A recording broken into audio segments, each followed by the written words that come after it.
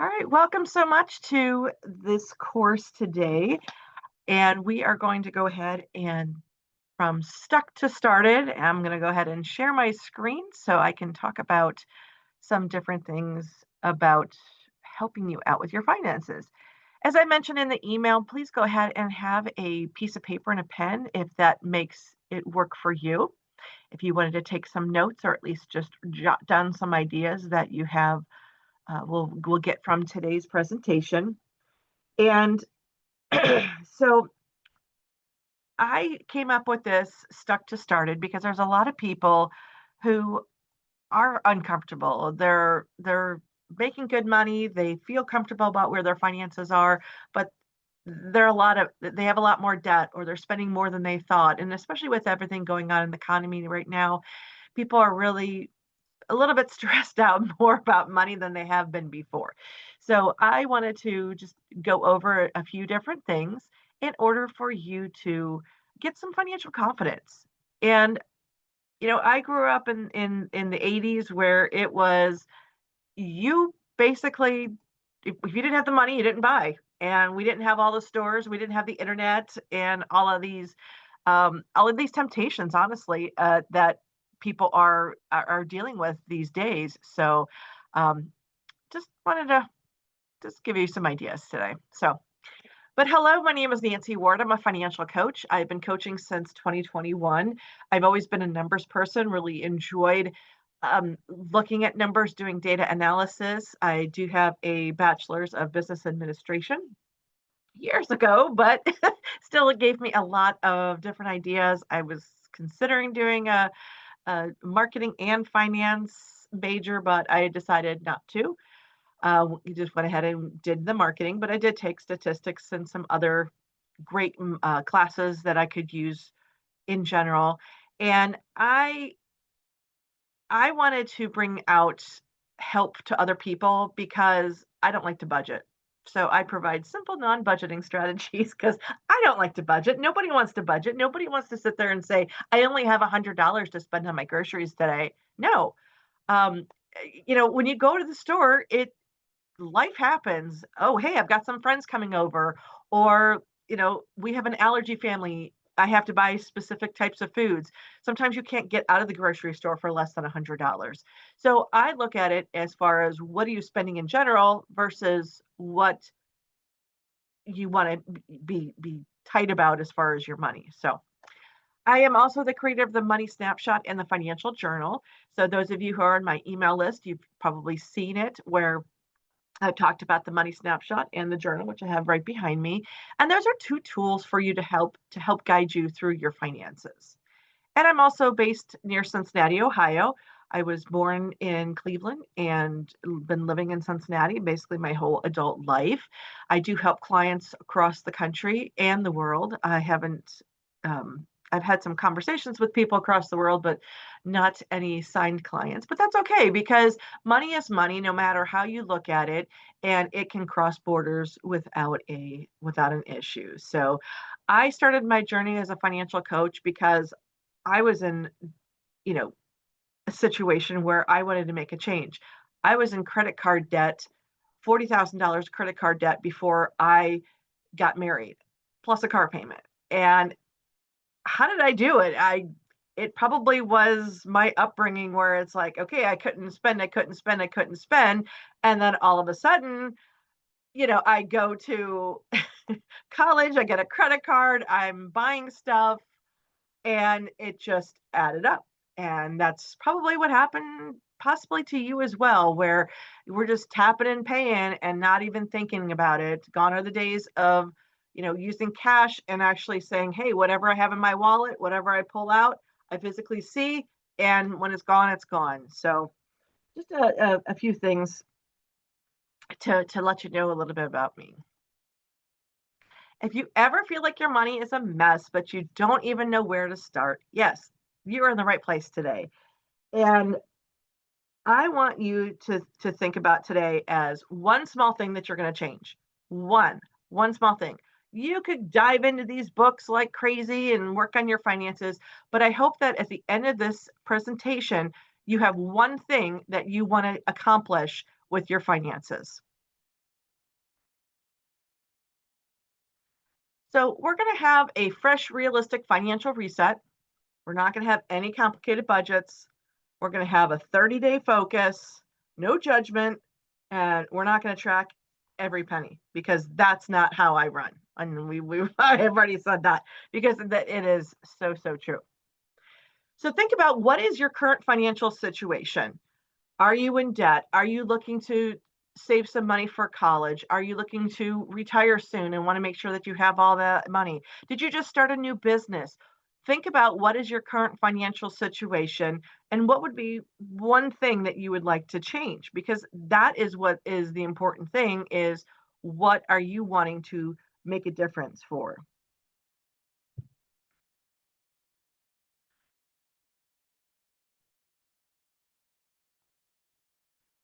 So here are some ideas as far as what goals you can have for today. Do you want to pay down credit cards? Do you want to avoid late fees? Do you want to save for that college fund?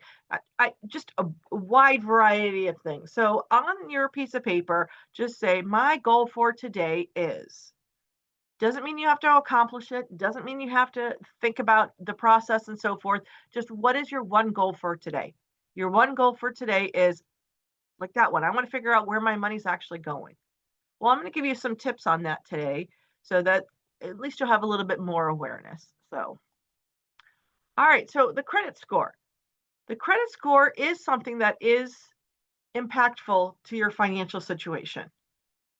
And you're thinking, what's credit score? What am I doing it for? Why do I care about a credit score? All of these different questions. And some of you are like, yep, I know my credit score. I need to improve it. Or people, and you might be, I don't even know where to find it. So, do you know how to find your credit score? Years ago, it would be where you only had a credit score when you went and got a loan. And then they would provide you with it because they're pulling your credit, they're going to your credit report and looking at your credit worthiness.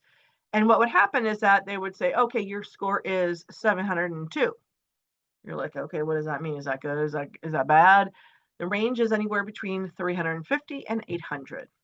Excuse me, 850. It's 350 to 850. If you have a credit card, more than likely you can go onto your credit card app or the website. There's going to be something that talks about credit score or credit journey. That's where you can start digging a little bit deeper, and it will tell you that. It will be either the FICO or the Vantage score. Those are two companies that actually pull your credit score number to let you know. So what is your credit score? Your credit score is basically like a report card of your finances. So if you think about it, your high school report card means nothing. But when you went to college or applied to go to college, you had to tell them what your scores, what your grades were. So just like if you're applying to go get a loan, they're going to look at your grades, your credit score to say, how creditworthy is this person? Are they behind in their payments? How are they overextended? Are they a shopaholic and have maxed out all of their credit cards?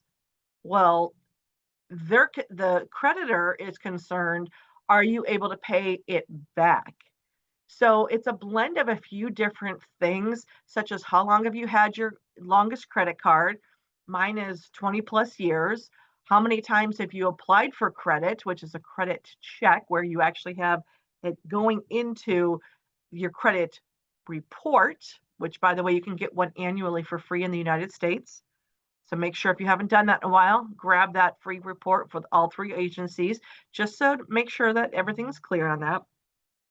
So you've got your credit checks, and then you also have your credit utilization. And I know that can be a big word to people, but basically it's how much of your credit have you maxed out, in plain terms. You want to keep that at 30% or less. If you have it maxed out on all your cards, you're getting close to 100%. So think about that as far as that's concerned. Now, where is your credit score used and why does it matter? Because if you're thinking, okay, Nancy, that's all fine and great, but I'm not going to go buy a car. I'm not going to go buy a house, things like that. In 43 of the states in the United States, car insurance will use your credit score to determine your rates. because they analyze it and say, if you have a good credit score, you're going to be smart with your vehicle, you're going to be a smart driver, and you're not going to probably get into accidents. So it is, they've got a whole data analyst section working on all of that. But let's say you're renting and you're going to move. Well, when you go and say, hey, I'm going to go ahead and rent this place, what's going to end up happening? They're going to look at your credit score. You need to get utilities, they're going to look at your credit score. All of these different things. So that is the reason why you want to keep your credit score as high as you can without overstretching yourself. So if you start being behind in your bills, your credit score is going to go down to the 600s or the 500s and so forth. And that can be detrimental to different things. If you all of a sudden said, well, I'm going to switch from Verizon to Sprint. Sprint's going to pull a credit score. They're not going to pull a whole credit report because they can look at your credit score and know, oh, okay, I don't need to know all the details. I just need to know that they're good with their money. So those are some reasons why you need to think about your credit score. So if that is your goal from today, is to say, okay, maybe I need to look at my credit score and figure everything out. There we go. You've got one of your goals for today. So your credit usage should be kept under 30%. Now, if you have a car payment and a mortgage, those two things do not go into your credit usage, just to let you know. So be okay with that, for the fact that, you might have a $200,000 mortgage, and of course you're maxed out because you're not going to add more to it. That's the reason why the mortgage is not included, because it doesn't give you the opportunity to add more to it.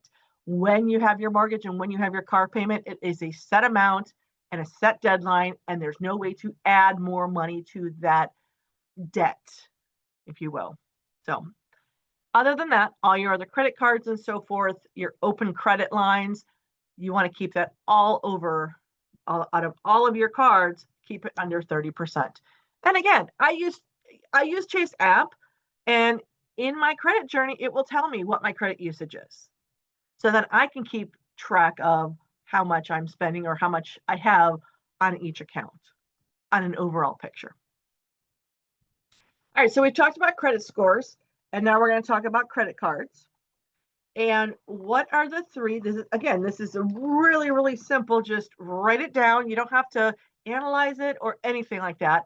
You got your notepad. What are the write down without looking on your phone, looking on the computer, just out of your brain, out of your memory.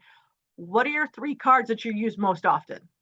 Oh yeah, I use my MasterCard. I use my Visa. I use my Discover card. I use my American Express. You're going to know that right off the top of your head, because guess what? That's what's in your wallet.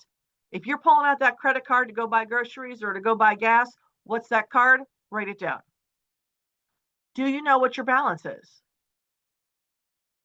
You might say, yeah, I think it's around 2,000 something. Great. I don't need to know the exact numbers. You just need to write it down. Again, we're looking at awareness. I'm not judging here. I don't care how much stuff you have on your credit card. That doesn't bother me. We're just looking at it and going, do you know these numbers?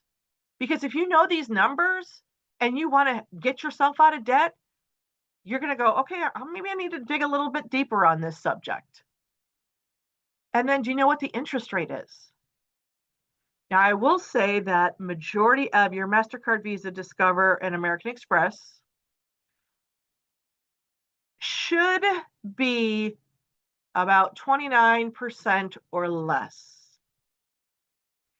If you have Kohl's and Lowe's and Target and any of those store cards, more than likely those store cards are 30 to 35%. If that just put a little knot in your stomach, that's okay. Because what happens is that you have these purchases. Let's just do a little simple math here. You have $1,000 on that card and you didn't pay it off, and you're at 30%. You just got an interest charge of $30. just for the fact that you didn't pay off that credit card at the end of the billing cycle. And that's what's happening, is that you've made past purchases that you didn't pay off the card.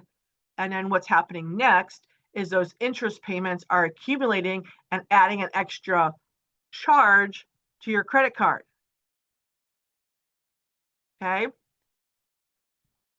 But within that, if you're not paying it off on every billing cycle, you're tipping, if you will, you're paying an extra 20 to 30% each month to the credit card as a fee because it was not paid off at the billing cycle. So if you're wondering why you're sending out your minimum payment and nothing's working, is because you're paying off your credit card interest and a little bit of principal. You're not paying off more of the principal in order to lower the amount. And as you send more money to your credit card, that's how you're going to lower your interest rates. Excuse me, not interest rates, your interest charges. So if you can put a plan together to say, how can I send more money to my credit card every month above and beyond my minimum payment? That's what's going to help you get out of your credit card debt and or relieve yourself from the interest fees.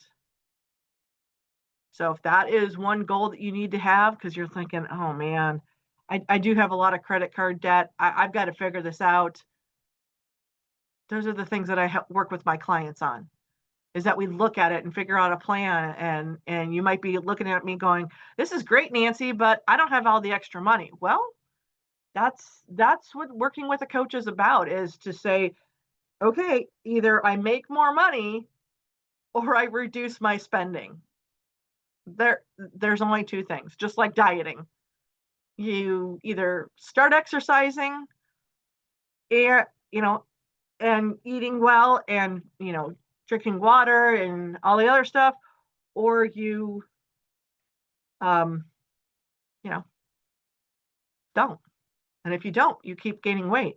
So you've got to make some of these changes in order to get out there. But again, I do it non-judgmentally and without budgeting. So that is a little fresh approach, because if you wanted a budget, there's plenty of things out there on Etsy or Google that you can download those programs and start doing the calculations yourself.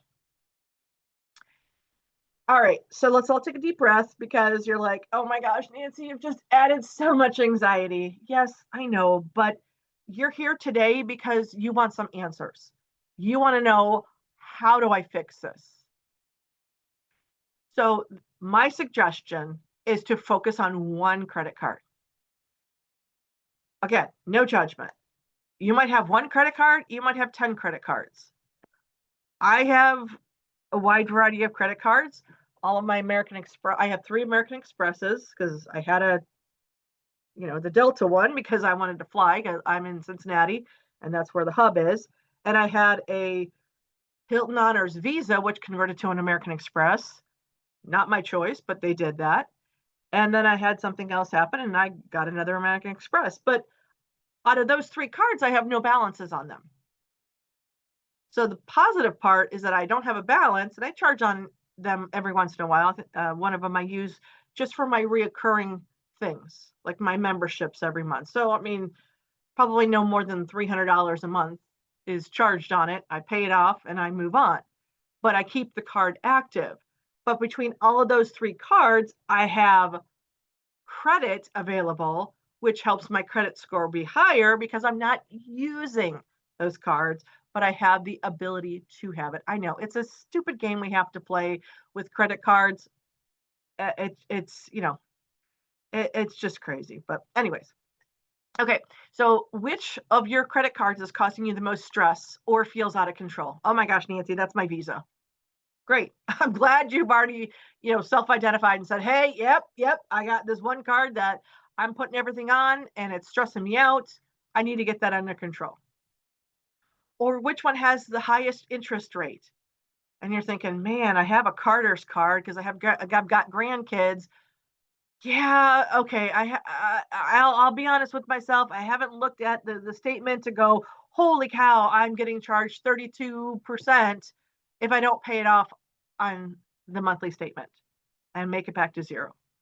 So that might be one of the cards that you want to get rid of because it has the most interest rates. And I mean, what I mean by get rid of, excuse me, is get rid of the debt. You can still keep the card, but that's the thing too, is make a commitment to yourself, is that once I get this paid off, I will only charge on it which what I can pay off at the end of the billing cycle. And how much interest do you have to pay then? Zero. How awesome is that? So you're spending less money all in general.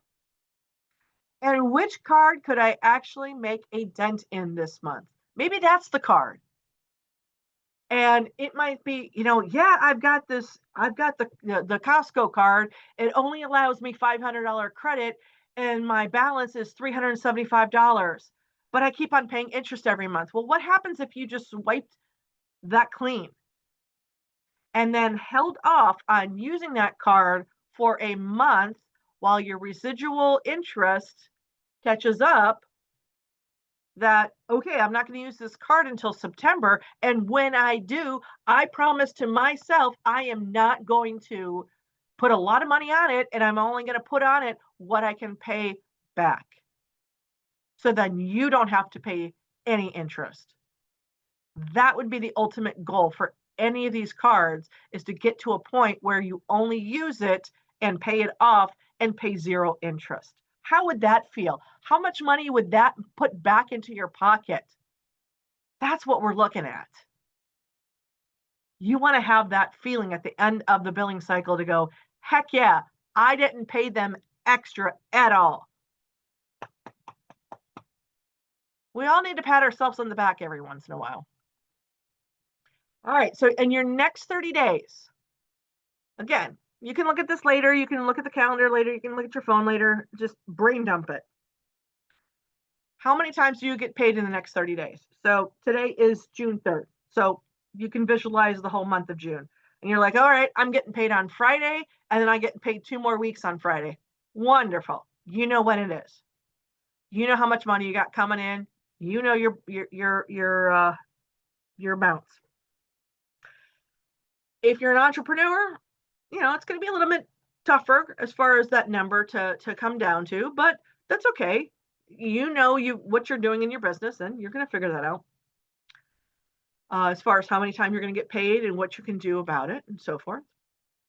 And then what are your top 3 bills and what are their due dates? And really off the top of your head, it might be rent or mortgage, a car payment, a credit card, whatever. You probably know what your top 3 bills are this month and when they're due. And then any other known expenses that are coming in. So June might be the month where your car insurance gets renewed. Okay, you know that bill's coming through. Are you stressing out about it, or are you okay with the bill? Is this one of those, you pay it every 6 months, you pay it a year, and then you get the discount if you pay it on the year? Is that stressing you out? Just think about what's coming up.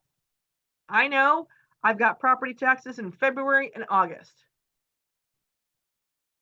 I'm just that kind of a person that keeps that information in my head because, since I don't have any more phone numbers in my head from memorizing friends' phone numbers, I've got more memory in my brain that I can have that. I can know that, hey, I've got these two big bills coming up.